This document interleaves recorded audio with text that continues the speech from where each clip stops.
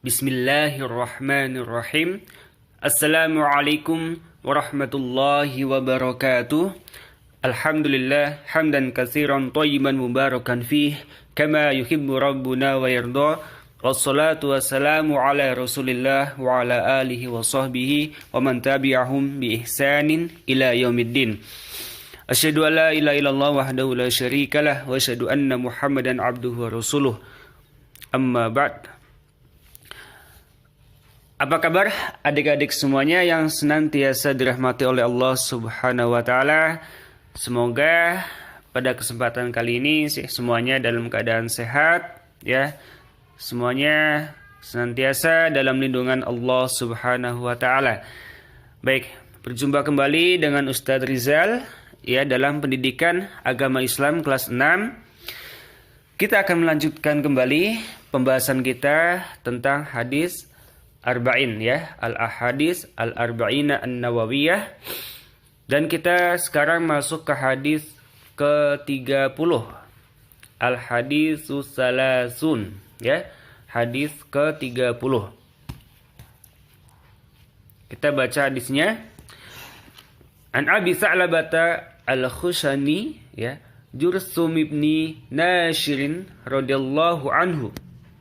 An Rasulillah sallallahu alaihi wasallam qala inna Allah ta'ala farada faraidha fala tudayyi'uha wa hadda hududan fala ta'taduha wa harrama asya'a fala tantahikuha wa sakata an asya'a rahmatan lakum ghairu nisyanin fala tabhasu anha. Hadisun hasan rawahu ad-Daruqutni wa ghairuhu. Baik, kita baca artinya.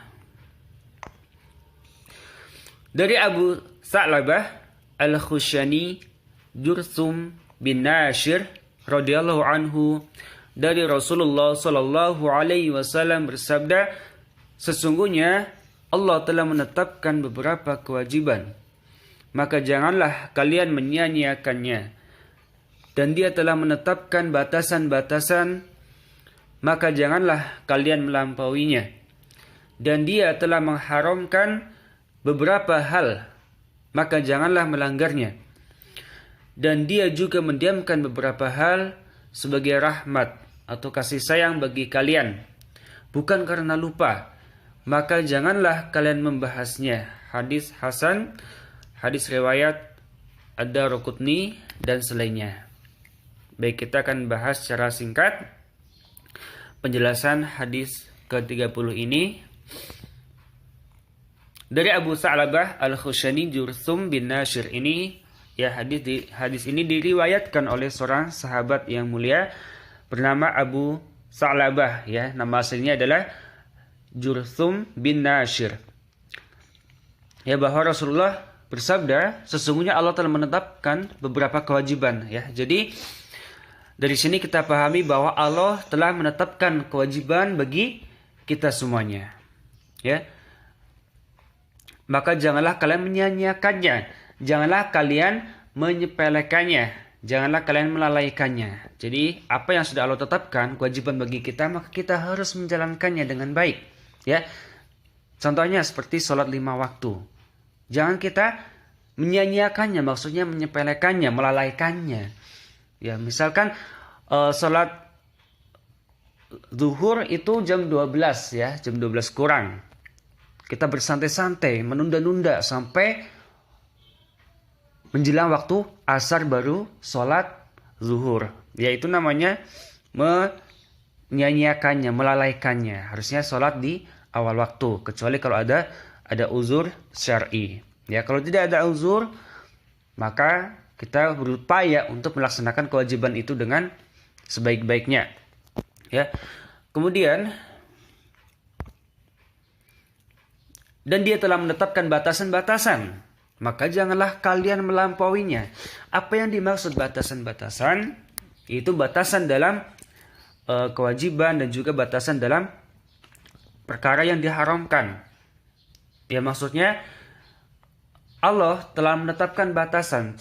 Misalkan dalam kewajiban kita diwajibkan untuk sholat 5 waktu ya, maka kita laksanakan 5 kali dalam sehari, itu yang wajib. Subuh, zuhur, asar, maghrib sama isya. Ya, jangan dikurangi. Enggak, saya ingin 4 kali saja Ustaz salatnya. Tidak bisa. Ya. Misalkan lagi salat subuh itu dilaksanakan di waktu subuh. Terus ada yang mengatakan, nanti saya salat subuhnya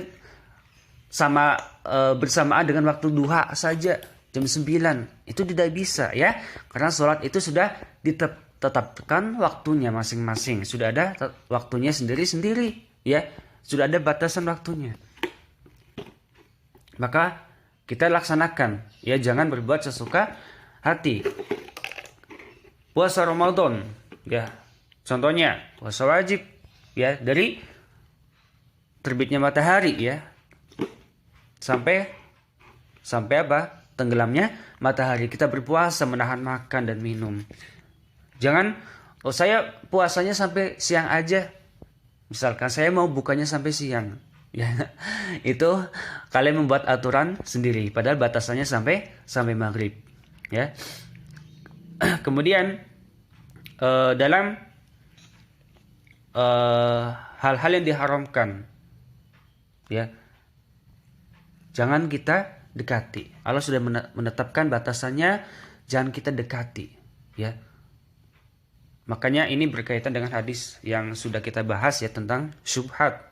Kalau kita ragu-ragu tentang suatu masalah, tentang suatu hal, kita ragu-ragu, ini halal apa haram, sudah kita jauhi, kita tinggalkan saja. Ya. Dan dia telah mengharamkan beberapa hal, maka janganlah melarangnya, melanggarnya maksudnya. Ya. Allah sudah menetapkan hal-hal yang telah Allah haramkan, apa saja itu sudah jelas.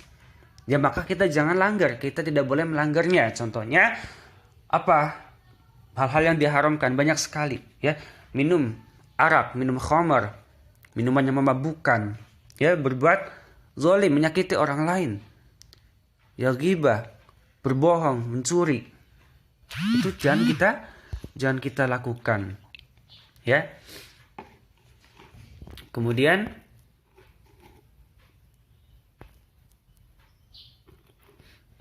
dan dia juga mendiamkan beberapa hal sebagai rahmat atau kasih sayang bagi kalian, bukan karena lupa. Jadi ada beberapa perkara yang Allah tidak jelaskan ya, mendiamkan beberapa hal. Di sini maksudnya tidak ada sesuatu atau beberapa hal yang Allah tidak jelaskan secara rinci, ya. Allah tidak jelaskan secara rinci. Maka tidak usah kita cari-cari, tidak usah kita bahas, tidak usah kita bicarakan. Ya. Contohnya misalkan salat. Salat itu Allah sudah tetapkan 5 waktu. Kita tidak usah banyak bertanya, kenapa salat 5 waktu? Kenapa tidak 50 kali saja? Ya, atau tidak 100 kali? Atau tidak 1 kali saja? Ya. Kemudian contoh yang lain, puasa Ramadan. Ya, jangan, Allah sudah menetapkan puasa itu di bulan Ramadan, puasa wajib. Maka jangan kita pertanyakan lagi, ya kenapa harus di bulan Ramadan? Kenapa bukan di bulan Sya'ban saja? Ya, kenapa tidak di bulan yang lainnya? Kenapa dan seterusnya. Itu tidak perlu kita cari-cari, tidak perlu kita bahas. Ya, karena apa? Dengan Allah mendiamkan itu, hal itu tidak menjelaskan secara rinci, itu sebagai bentuk kasih sayang agar tidak menyulitkan kita. Ya, karena bisa jadi kalau dijelaskan secara rinci dalam Quran ataupun hadis, ya, secara jelas kenapa begini, kenapa begitu, justru akan menyulitkan kita. Ya, maka Allah tidak sebutkan secara rinci. Ini sebagai bentuk rahmat, sebagai kasih sayang dari Allah kepada kita. Allah sayang kepada kita, tidak ingin menyulitkan kita. Ya, kita ketahui bahwa agama itu mudah sebenarnya. Ya, agama itu mudah, dan Allah tidak ingin menyulitkan kita. Begitu. Ya. Kita tahu bahwa manusia mempunyai ruh, ya, mempunyai ruh, mempunyai nyawa, ya. Tidak usah kita tanyakan. Allah tidak menjelaskan bentuknya seperti apa, warnanya seperti apa. Jadi kita tidak usah tanyakan hal-hal yang tidak disebutkan secara jelas itu. Ya, cukup kita imani ya, setiap manusia itu mempunyai roh. Tidak usah ditanyakan bentuknya, ukurannya seperti apa dan seterusnya. Begitu ya. Karena itu akan mempersulit diri kita sendiri. Baik. Itu saja yang bisa Ustaz sampaikan pada kesempatan kali ini. Ya. Semoga apa yang Ustaz sampaikan ini bermanfaat bagi kita semuanya. Jangan lupa untuk bertanya ya. Tidak usah malu untuk bertanya jika ada yang belum jelas, jika ada yang belum dipahami. Silakan tanyakan ke guru kalian masing-masing. Baik, kita cukupkan sampai di sini. Kita tutup dengan doa kafaratul majlis. Subhanakallahumma wa bihamdika asyhadu an la ilaha illa anta astaghfiruka wa atubu ilaik. Baik. Oh iya, ada yang Ustaz lupa ya. Ini mufradat ya. Mufradat ini kalian hafalkan ya. Al-mufradat faraidu, kewajiban-kewajiban, hududun, batasan-batasan, harama, mengharamkan, asya'u, sesuatu, innallaha, sesungguhnya Allah. Kemudian fala, maka janganlah, sakata, diam, rahmatan, sebagai rahmat, lakum, bagi kalian, nisyanun, lupa. Ini kalian hafalkan dan kalian storekan ya, seperti biasa dalam bentuk video. Barakallahu fikum, jazakumullahu khairan.